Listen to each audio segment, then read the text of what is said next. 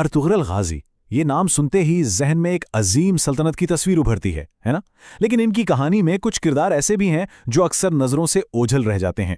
جی ہاں، بات ہو رہی ہے ان کے بھائیوں کی۔ آخر وہ کہاں گئے؟ آئیے آج اسی تاریخی گتھی کو سلجھانے کی کوشش کرتے ہیں۔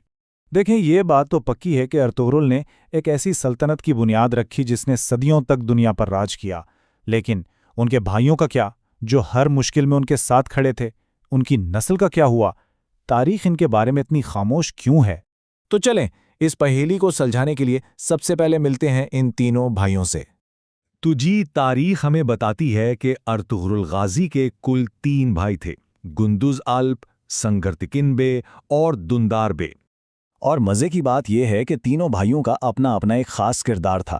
جیسے گندوزالپ، وہ تھے ایک زبردست جنگجو۔ سنگرتکن بے کو دیکھیں تو وہ ایک ماہر سفارتکار تھے۔ اور پھر آتے ہیں دندار بے، جن کی کہانی تھوڑی سی پیچیدہ ہے۔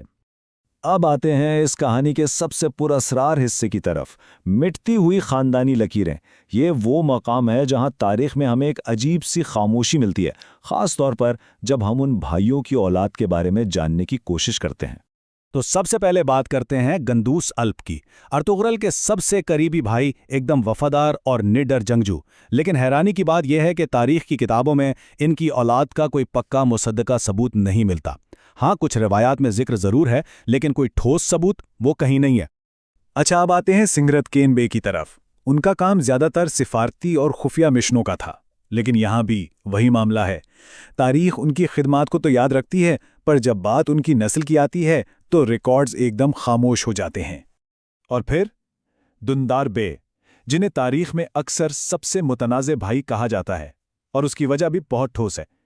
ان کی کہانی واقعی باقی دونوں سے بہت الگ اور پیچیدہ ہے۔ دیکھیں، دندار بیگ کا نام تاریخ میں زیادہ تر ان کے اپنے بھتیجے یعنی عثمان غازی کے ساتھ اختلافات کی وجہ سے آتا ہے۔ یہ بات تو پتہ ہے کہ ان کے بیٹے تھے، لیکن کتنے تھے، ان کے نام کیا تھے، اس بارے میں تاریخی ذرائع میں کوئی صاف معلومات نہیں ملتی۔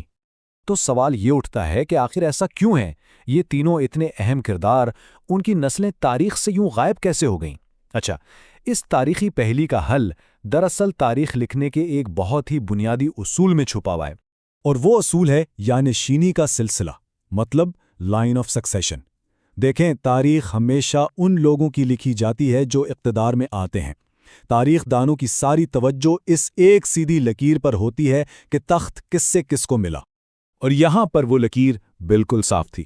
اقتدار ارطغرل غازی سے سیدھا ان کے بیٹے عثمان غازی کو ملا، اور پھر عثمان غازی نے ہی سلطنت عثمانیہ کی بنیاد رکھی۔ بس اسی وجہ سے تاریخ لکھنے والوں نے اپنی ساری توجہ اسی ایک نسل پر مرکوز کر دی، اور جو باقی خاندان کی شاخیں تھیں وہ آہستہ آہستہ پس منظر میں چلی گئیں۔ چلیں اب ایک اور بہت اہم بات کرتے ہیں، جس کی وجہ سے اکثر لوگ کنفیوز ہو جاتے ہیں، اور وہ ہے ٹی وی ڈراموں اور اصل تاریخ کا فرق۔ دیکھیں، یہ سمجھنا بہت ضروری ہے۔ ٹی وی ڈرامے انٹرٹینمنٹ کے لیے بنتے ہیں، تاریخ کی کتاب کے طور پر نہیں، ہے نا؟ کہانی میں ڈرامہ ڈالنے کے لیے وہ اکثر ایسے کردار اور واقعات بھی دکھا دیتے ہیں جو شاید ہوئے ہی نہ ہوں۔ دوسری طرف جو اصل تاریخ ہے وہ صرف ان باتوں کو مانتی ہے جن کا کوئی ٹھوس ثبوت موجود ہو۔ تو آخر میں ہم کیا سمجھیں؟ یہی کہ ارطغرل غازی کے بھائیوں کی اصل وراثت ان کی مشہور اولاد نہیں، بلکہ ان کی اپنی قربانیاں ہیں۔ انہوں نے اپنے قبیلے اور دین کے لیے جو خدمات انجام دی، وہ اس عظیم سلطنت کی بنیاد کا حصہ ہیں۔